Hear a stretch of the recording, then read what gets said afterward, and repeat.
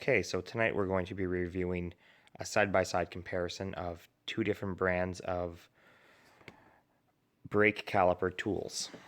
On the right here, we have the Pro Point, which is sold at Princess Auto. It's an 18-piece master set. And as we know, master sets means that it includes all the pieces. You will not be missing a size if you purchase this one. On the right, on the left, we have the OEM. This one I got through the Loan a Tool program at my local parts store. I went in there, I asked for it. I basically bought it using my credit card, but when I bring it back tomorrow after doing this video, they'll give me a full refund. Included in this are 8 different sized pieces, 1, 2, 3, 4, 5, 6, 7, 8, and an adapter that allows you to use any of these 8 pieces on a ratchet set. It's a 3/8 adapter. In this set, we've got quite a few more different discs that we can use, plus you'll notice that there are 2 rewind tools. One's right-handed thread, one's left-handed thread, because every once in a while you run into a car where you have to thread your rear pistons in counterclockwise. So last year I started doing, I did my first couple rear brake jobs using disc brakes, doing them for friends, because my car has drum brakes on the rear. So I borrowed this from the parts store the first time when I used it, and I felt that it did a good job, and it is basically what you're going to get at any parts store that rents this kind of stuff out. If you're only doing your own car, then there's nothing wrong with going to borrow a free tool.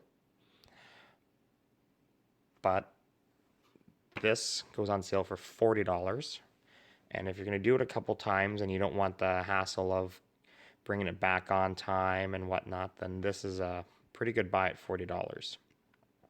Especially considering, say you buy a car that has a left-handed, then you have to go get this because you won't be able to use this. For those of you that have never done rear brakes before, the reason that you need a tool like this instead of just pushing the piston in is that you have to wind it in, because the parking brake assembly is set up into the piston. So as you use the handbrake, it twists the piston. So basically you have to wind it back out to put your new brake pads in. And the way that you do that is simply by selecting the right adapter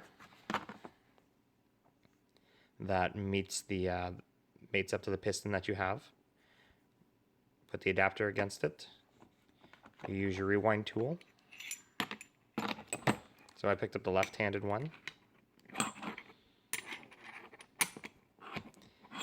You put this against it. And then this plate slides on and around and clips up to here. And that plate takes the spot of the outside brake pad. And that way it gives you your back pressure. And then as you start winding in, it will screw your piston in. It's pretty simple and straightforward. And using one of these, either one, is a lot better than using one of the little cubes that you can get that have all the different sizes on them. I tried using that originally for the first time I did rear brakes, and it just did not work for me. The rear brakes had a little bit of a deformity to them, so it kept sliding out. But I found that with the discs, there was no problem. The other thing, now I've only done a couple different varieties, different cars, so I've only used a few of these, so I don't know if there is actually a rear brake that looks like this, or if this is for doing your front brakes. Because when you push this into your front piston, this will just spin freely in here, allowing you to just push it straight in. And if you're worried that this will twist and grip your piston and twist it, if you're worried about that, you could always still put your brake pad in its place.